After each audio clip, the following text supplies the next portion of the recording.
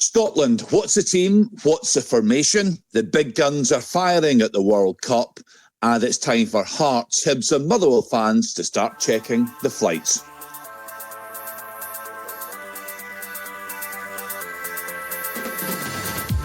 Hello, I'm Kenny Macintyre, and this is a Scottish Football Podcast. All the news, views and analysis you need on Thursday the 18th of June.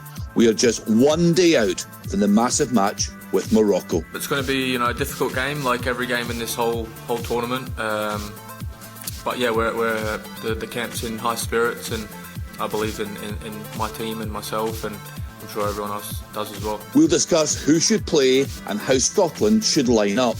After perhaps a slow start, there's no doubt World Cup 2026 has come alive. And Messi has it centre circle, takes them 2-3 touches, lengthens his stride, nudges to the left-hand corner of the penalty area. Gonzalez, back to Messi, out of the D, penalty area, plants his shot in, gets his hat-trick. What a story, what a story. The big players are starting to make their mark on the biggest stage of all. And who will be in charge at Hearts when they fly off to Austria for their Champions League qualifier? As ever, we've got you covered for all the Scottish football chat. The Scottish Football Podcast from BBC Sport Scotland. A very good morning to you and to our guests, Andy Halliday and Ryan Flynn. Thoughts on the opening week so far, Andy? You were buzzing ahead of it all. Has it lived up to expectations? I think there's been loads to like. I think the best players in the world are here. A lot of them have turned up. It's amazing to see that Lionel Messi's still doing what he's doing at his age. Harry Kane gets a double last night. Erling Haaland gets a double. Kylian Mbappe gets a double.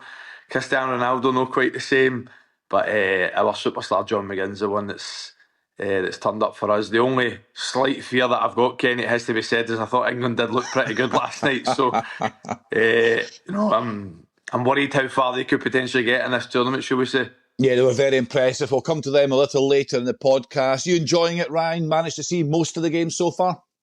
Yeah, of course, apart from the ones that are on at silly o'clock during the night, but it's been eventful, that's for sure. And some of the minnows in the competition as well, throwing some punches, but the big guns turn up, and that's normally the difference in those games. Right, Andy, game 2 for us tomorrow night. What are you doing with the team? I'm certainly taking one of the strikers out. I think on the face of it, that might look a slightly negative change, but I think it's to try and get a positive result. I think for me, I think Scotland need to be a lot better on the ball than they were against Haiti. I think they need to be a lot more aggressive in the midfield as well. So I think bringing in a Ryan Christie for a long shank on the Rishi Adams, I think gives them the best possibility to go and try and get a result in the game. Now, that being said, Kenny, I don't think that's too bad a change. We're talking about whether that's a negative change or a positive change. Ryan Christie's been a tremendous player for Scotland. One of Bournemouth's key players who finished 6th in the English Premier League. And for me, I don't think I would touch pretty much anything else. I thought the back five looked extremely solid. I think he had a big call on goals between Angus Gunn and Craig Gordon. I don't see any reason to change that. So for me, I think there's only got to be one change, to be honest with you, and I think that is Ryan Christie coming in. What formation, Ryan, are you hoping to see? I think it'll be very similar to what Andy said there. I think it'll end up being a 4-5-1, because I think as much as Scotland will want to keep more of the possession, Morocco are going to be the ones dictating that game. They've got a strong squad. They were very impressive against Brazil, especially early on. The intensity of the game will be high, so I think it'll be a 4-5-1. Again, it won't be much changes, but with the conditions, it'll definitely be a squad performance, and everyone will be needed. I could maybe even see Kieran Tierney not starting the game, but he'll be maybe one that can look to come into the game. You're going to need ball carriers, you're going to need legs, you're going to need power. So it's going to be a full squad needed to get any sort of positive performance and result on the night. Andy, what about that point with Kieran Tierney? Do you think Steve Clarke will consider at all a back five, which would give him the opportunity to start? Absolutely. I'm sure he's been toying with a number of things all week, but I think given that we've got 2 left backs in the squad, 5 centre halves in the squad, 3 right backs in the squad, for me suggests even when he picked his squad, he's aiming to be versatile and he's aiming to be adaptable when it comes to his shape and his personnel. So could it be a back five? It wouldn't surprise me whatsoever. And I've got to say, Kenny, I've been a back five hater for a number of years, whether that's international or club football. But going into this game, I could absolutely see the reasoning behind it, because Morocco have plenty of pace, they have plenty of firepower up front. I mean, some of the personnel that they've got, Brahim Diaz is a top player, Boadi's take the World Cup by storm at 18, Hakimi's the best right back in the world at this moment in time. So it wouldn't surprise me whatsoever.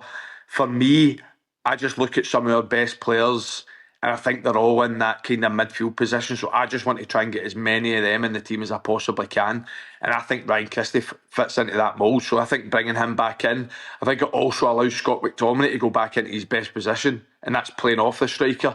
So although on paper it looks as if you're bringing off a striker for a guy who played as a home midfielder last year, but it then allows Scott McTominay to be that bit more advanced and be the talisman that he's been for Scotland for a number of years. What about that lone striker role then, Ryan? Do you expect it will be Che Adams? Could you potentially see a start for Lyndon Dykes? I think it would be Che Adams. I'm just thinking back to the goal that Scotland scored against Haiti. It was obviously Che Adams running behind it initially, gets Scotland up the pitch. He's got the legs, he's got the power. Obviously, Lyndon Dykes has in the past played the lone striker, played really well. I think if he ends up coming into the game, I can see that happening, but I definitely think it'll be Che Adams. I just feel he's more of a goal threat. I think if we get a opportunity, Scotland have to be clinical. Being optimistic, watching the Brazil game, it wasn't like Morocco ever defended in numbers. So if Scotland do get up the park, do get in around the box, I think you'd rather the ball probably fall with Che Adams and Lyndon Dykes. That's probably where the final call would be. Both can do a lot of the other job of holding up the play. I can't see Lachlan Shanklin starting at all. He's definitely a player that will maybe come onto the game and impact the game. But I think it'll be, can we get up the pitch? Ben Gannon-Doak, can we use his legs? Can we get up there? And then hopefully it falls to probably, if we're choosing who it would be, probably John McGlynn or Scott McTominay are the real ones that are the match winners and who we want the ball to fall with in and around the box. I think it's going to be a difficult game. Obviously, the intensity, the heat, the conditions. Morocco are a top team. There's just always that bit that Scotland always find a way. Steve Clarke always has a good game plan going into anything. So there's always that bit of belief in the Tartan Army will be in full noise in Boston again. So a wee bit of familiarity, being at the same stadium as again. Try to look at any positives we can going into this difficult next group game. I think we need to, after that second half performance, I'll have to say, against Haiti. Andy, who would get the nod up top for you? What about the mentality of the players? Because we know that effectively a point, it all but guarantees us a place in the knockout stage. It makes history for us. How will that affect the mentality of the players entering the game? I say also, who gets the nod up top? Yeah, for me it would be Che Adams. I do think that extra bit of legs to try and stretch the game for Scotland. I think we sat and watched the Bolivia game together, Kenny, and I thought anytime Scotland were in transition, I thought Che Adams' pace at the top end of the pitch, being able to make it stick when it went into his feet, I thought his all-round performance was excellent. And it's almost an addition when you're at the World Cup. I think it's an addition game by game. You're an individual, and for me, Che Adams outperformed Lachlan Shanklin last week. So I think naturally that's going to give you the nod going into the game in the following weekend. And I think in terms of the mentality side of it, for me, I think it doesn't change too much, because I think going into the game anyway, I think Morocco are going to be favourites. So I think if Scotland drop points against Haiti in the first game of the World Cup, I think it would still be a cautious approach. But what I think it does change is if the game's in the balance going into the last 20-30 minutes, I think Steve Clarke's changes to the game, I think, would be different this time to whether they didn't win against Haiti. So I think if it is 0-0 or 1-1 with 20 minutes to go, then you can see Kieran Tierney, an extra centre-half, an extra centre-mid coming into the pitch to try and solidify the result. Whereas if you're chasing the win, it's then Finlay Curtis, it's then Lyndon Dykes and Lachlan Shanklin come to the pitch. So for me, listen, Kenny, I think we've all been pretty critical constructively on that Haiti performance, specifically that second half. I'd take a worse performance to get a draw or a result against Morocco all day long, that's for sure. Yeah, I think that's the thing, isn't it, Ryan? Because we don't want to go into that last game, that final group game, I should say, against Brazil needing something. It is, but it could maybe be the harder game in the group stages. Obviously, Brazil have the prestige of being Brazil at the World Cup. But Morocco were impressive and they have some very good players. Of course, we would rather get the point, have that 4 points. The other predicament I always find difficult is goal difference. People are talking about that. You don't be relying on that, but it could be a case of Morocco are impressive on the night and you could just be going between the tail between the legs. You never know. But Steve Clarke, I think, whether he's been criticised for whatever he does, he's the guy that gets the players believing, and whatever on that park, the subs he makes, they deliver. The 80 performance was never about the performance, it was always about the result. Everyone spoke about how much it was a must win, and then as soon as the game finished, every interview, everybody spoke about it was all about the win. And I think there was probably a bit of relief. Obviously they'd be immensely proud of themselves, but there was more relief, I think, that the 3 points are in the bag. And I think going into these two games suits us, suits Scotland, suits the way we play. Can we hit them on the counter? Can we frustrate? Obviously, the gamesmanship rules are changing with FIFA, that it's harder to time waste. But Scotland will find a way to make it as tight a game as possible. And there is match winners, there's superstars in that team, and they've proven it time and time again. And you never know, it might not be a John McGlynn or Scott McTominay. That Denmark game, obviously there was different names that produced some worldies. Who could it be? That's a time to be a hero again, and what an occasion it is, and it's one to look forward to, that's for sure. Yeah, can't wait. Full coverage, of course, on Sports Sound on BBC Radio Scotland. We kick off at 9 o'clock on Friday night. Ryan, touch there on match winners, on superstars, Andy. So here's your chance again. I heard you mention him the other day, Lionel Messi. He started at the top with this podcast with Lionel Messi. He's not lost any of his greatness, has he? No, in fact, I can still keep my poster of Lionel Messi up on the wall for another year at least, because the greatest player for me that's ever lived. And I have, coming into the tournament, I think with the inclusion of Nico Paz, who's obviously a young superstar coming through at Argentina, I think he's had a fantastic season with Como. Chat that Real Madrid could try and buy him back. I think Thiago Almada's had a brilliant season. Then you've got Lautaro Martinez, Julian Alvarez. So I had the slight fear that, are we going to see the Lionel Messi that we've been used to for the last 15, 16 years? He's now playing in the MLS, completely different level. And it certainly shut me up, because the full game, literally just controlled the full game, and managed to come up with the 3 goals, the first and the third in particular, being absolutely incredible. And I think you look at the amount of big nations so far, Kenny, that have dropped points.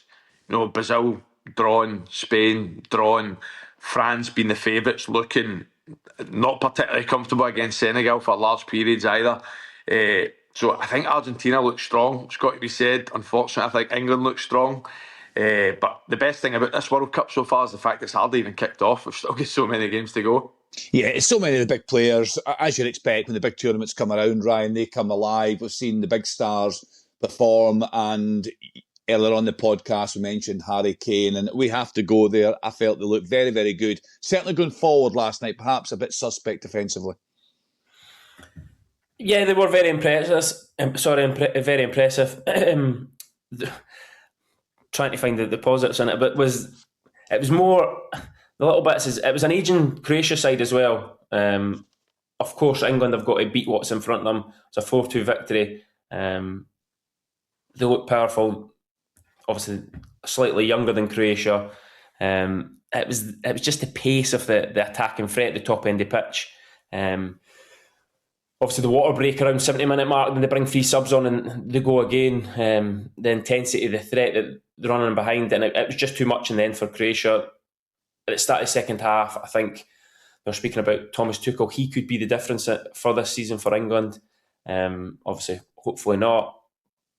It was Bellingham. Anderson was excellent in the middle of the park, and it was just too much legs for Croatia.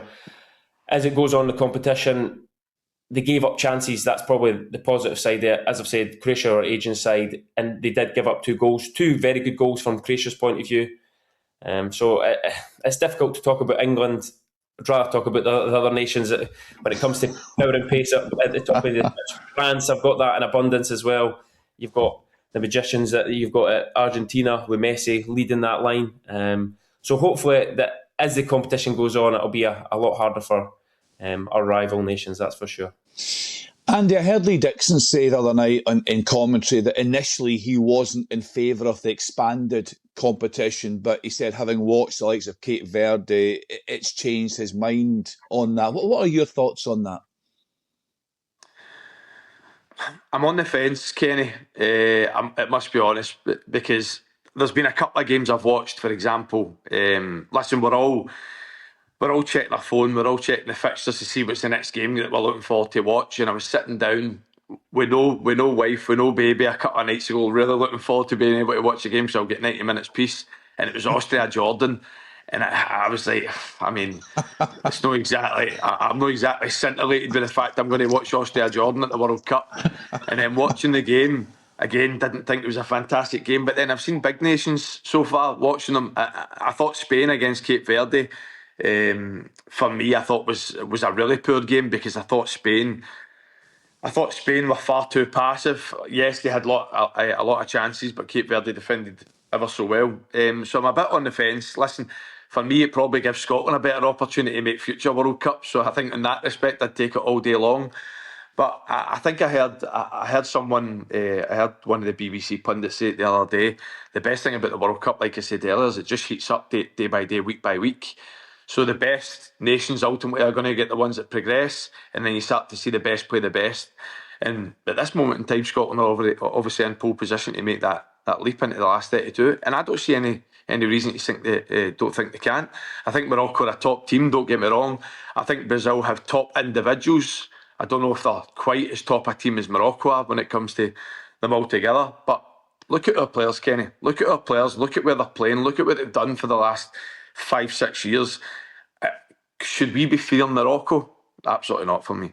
Yeah, I take that point, Andy. But, the thing for me, Ryan, is, now go back to the qualifying campaign. There were so many games, I felt, which were similar to the performance we saw against Haiti. So I was disappointed the other night. I was concerned with the second half performance, albeit delighted, of course, we got the points. But my fear is that if we're that lacklustre against Morocco, we'll get punished. And also there's a frustration for me because, as Andy said, there is so much quality in our squad right now, and I'm not sure we're seeing it often enough. Yes, there is quality within it. There was a change of formation against Haiti, and there was massive pressure on the players that day. And whether you like it or not, they got the job done. Performances are key, but when we look back at things, victories are more important. Being successful, trying to get through. You need points to get through in this group.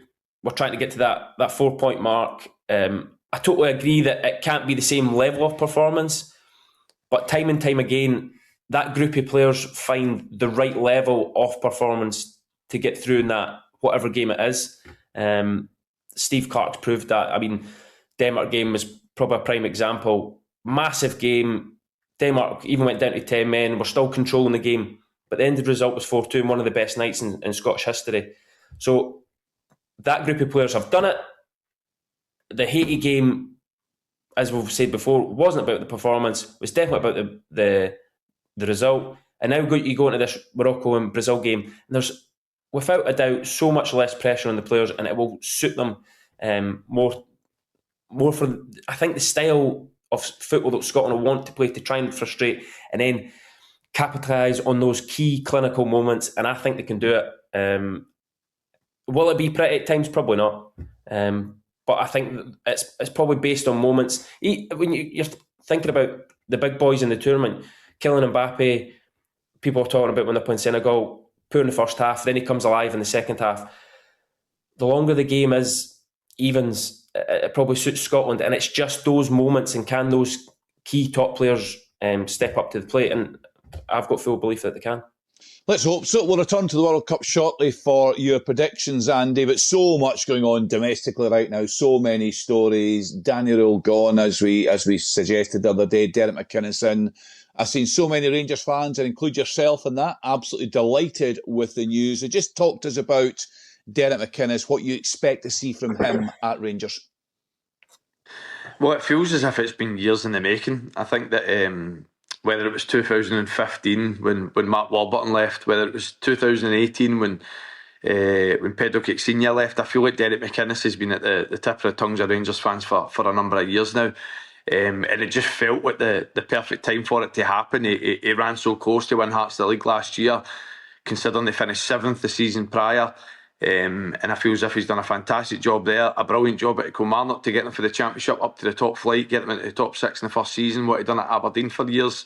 So I think, for me, I think he ticks so many boxes, and I think there's a lot more boxes to tick at Rangers and Celtic than there is at most clubs around world football. I think we have two really, really unique football clubs in this country, and I've said that a number of times that I think you have to be more than just a good coach or a very good coach to be a manager at Rangers and Celtic, such as being able to handle the egos, the pressure, the fans, the expectation. And for me, I think Derek McInnes ticks near enough every box that Rangers are looking for.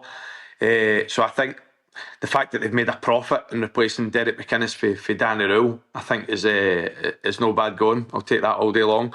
But my only slight concern, I would say, is I would have liked Derek McInnes and Rangers to bring in one top level coach with a lot of experience, and that's taken nothing away from Alan Archibald and Paul Sheeran. I think they deserve to make the jump with Derek McInnes because, like I said, the success that he's had recently, they've been a part of that, so they deserve it as well. But I would like to have seen one extra come in with him with experience at top level football to just try and help him and his group moving forward. You never know, that might still come obviously, but in the forefront of it, I'm absolutely delighted. And the transfer window's now open as well, and I think they'll need to get to work pretty quickly because I do think the squad needs a lot of work. Yeah, interesting. Rangers are referring to him as manager and not head coach. Of course, that leaves a vacancy, Ryan, at Hearts. What an opportunity there is there for somebody. We know they've spoken to one person already, 3 more to be spoken to, we believe, this week. But surely, and I said this in the podcast yesterday, surely this has got John McGlynn written all over it, is it not? I would like to hope so, to a degree. I think we're in this country. We always speak very highly of the foreign coaches that come over, and we always seem to give them a lot of time. You've got a manager there, obviously Askew at Motherwell, done a fantastic job, and everyone wax lyricals about him. But John McGlynn at Falkirk, what a job he has done. The style of football he's played, obviously. Age is no number. He's definitely changed the style of football he's believed in throughout his career. I think Brendan Rodgers had a massive impact on his career, and he's been very vocal with that. He's a manager that leaves no stone unturned. The only part I can see is it's just the perception with football clubs and fans. It just seems that I think that Hearts will probably go down on a foreign route manager. There's a lot of talk about the Jamestown analytics and maybe something that they'll go down, maybe previous managers have been at the Belgian club. So it'll be interesting to see who they go for. But I'm with you, Kenny. I think there needs to be more people banging on the drum about Scottish managers and how well they do, and not so much focus on foreign managers. So I'd love to see John McGlynn in the job, but can I see it happen? Probably not. Which name will be in the role? I think it will happen very quickly. Mm-hmm. I think they're moving fast. I think it was no surprise that Derek McInnes was eventually left and announced yesterday. Hearts will be moving fast. I think they do it with the signings now. I think whoever it will be at Hearts or Motherwell will be through the door very shortly. Do you see John McGlynn at Hearts, Andy? And if he is, do you think he'd work well within that player recruitment model? Well, they'll go off their analytics, and if John McGlynn doesn't show up well in their analytics, then I might start to question the company, because back-to-back promotions for League One and the Championship, doing an invincible season, first season in the top flight, finishing in the top 6, doing it in the manner they have. What I think it's lost sometimes, Kenny, is developing players. I mean, John McGlynn's took players from League One football to the top flight, And Dylan Tate's got to move to Dundee United. Calvin Miller's got to move to Hearts. Barney Stewart's just got to move to West Brom.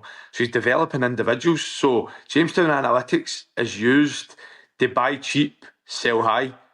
I don't think there's many better in Scotland that have proved to be able to do that other than John McGlynn. So they'll look at their analytics, they'll see if there's any top candidates. Sometimes we do miss what's right under our nose. We've said that so many times. I think Celtic have went for what's right under their nose. Rangers have went for what's right under their nose. Well, Hearts do it with John McGlynn. It remains to be seen. But like it says, if they do go for John McGlynn, I don't think we'll get any disappointed Hearts fans, that's for sure. Andy Hearts will play Austrian side Sturm Graz in the second qualifying round of the Champions League. Of course, fantastic for all involved. But talk to us about the strain balancing European football with a domestic campaign puts on a squad. Yeah, well, I think we've seen our domestic team struggle to do it for a long period of time, specifically outside Rangers and Celtic. I think Hibs last year were obviously a team that finished third place. Didn't start the season well at all. Season before it was Aberdeen. Didn't start off, finish the season very well. Hearts again the season before didn't start the season well.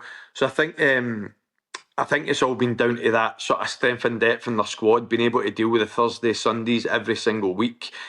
Inevitably injuries are going to come, so do you have like for like replacements to replace it? That being said, it doesn't look the case just now because they've obviously lost a lot of key players. But I think if any club in recent history is going to be able to do it, I think this Hearts team that right now are going to be in best place, given that I do think there's going to be a lot of investment in the group going into the summer. I think they've already made, 6 signings, Kenny, going into next season. There's no doubt there's going to be plenty more. So for me, I think that the Hearts will be pretty confident that they can make a stamp in Europe while maintaining their threat in domestic football. I think you take the draw in isolation. It's the Champions League, you're always going to get a difficult draw. But Sturm Graz have obviously got a history in Champions League football. Rangers played them obviously in the Europa League last year and lost them away from home. Obviously that's where Rangers nabbed Chutwani from as well. So I think it is a difficult draw, don't get me wrong. But I mean, Hearts have just got to enjoy the fact that they're in the Champions League. And I think we're all waiting for bated breath in the European fixtures coming out, the SPFL fixtures coming out. And looked at some of the fixtures yesterday as well. You know, Motherwell getting a tip to the Faroe Islands, I think is absolutely fantastic for them. But yeah, it's a difficult draw for Hearts, but I think the investment they'll put into their squad this summer, I think they'll be able to handle European football. Yeah, more detail, Ryan, of what's ahead for Hibs and Motherwell on the BBC Sports Scottish football website. Hibs, of course, I felt they did well, performed well in Europe last season. It'll be interesting to see, Ryan, as well, when Motherwell appoint their new manager, if he adopts the same style as Jens Bertolascu and how that translates into European football. I think it's going to be difficult for Motherwell to replicate the season that they had last season. The model that Motherwell's got has been impressive. Obviously, they had Michael Wimmer just before they had Askew as well, and it was impressive to watch. It was results on the back of it. Can they keep it up? Who's the new guy coming in? It'll have to be quick, it'll have to be fast. And then for any of these clubs, new managers at Hearts or Motherwell, what an opportunity it is to go and make your mark, be loved by the fans, be loved by the board, even with the finances that come with the European ties.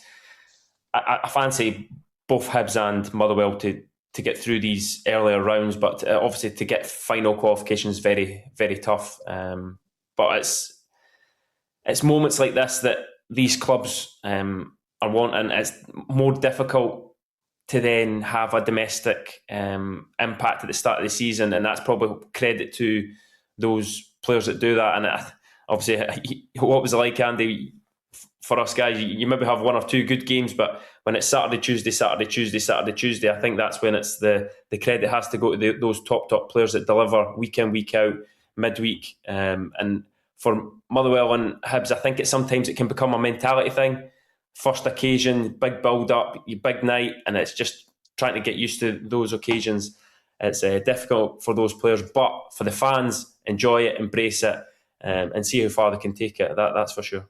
Yeah, it's another busy season ahead of domestic and European football. We're all very much looking forward to that. Let's then return to The World Cup finals, it's prediction time. Only one rule, that is no messing about with your answers. You will kick us off, Andy. You will follow Ryan. Remember, there's loads of World Cup content and podcasts across the BBC, including the Scottish Football Podcast. Just search World Cup on the BBC Sounds app. So here we go. Kick us off, Andy. Will Scotland go through? Yes. Yes. Aside from John McGlynn's goal, your moment of the World Cup so far? I'll go to Flower of Scotland and the Tartan Army getting the New York police officer to do to keep you up. Right. Not quite exactly the World Cup, but more the Tartan Army going to Fenway Park at the baseball and really taking over. The Tartan Army have been stealing the show and everyone's been loving it. Yeah, it's been fantastic. They've done the country proud yet again. Andy, this may change from podcast to podcast, I'm sure, for all of us, but who's winning the World Cup? I'm going to stick with France for now, but I'm starting to lean towards Argentina coming to the forefront of my mind. I'm going to go with Argentina, just heart rolling over my head, I think. Who's going to be the hero of these finals? I am going to go for Lamine Yamal. No, he's fit. I think it'll be Kylian Mbappe will probably end up top goal scorer. He looks electric and he looks at it, that's for sure. And no story is complete without one. Who is going to be the villain? Cristiano Ronaldo.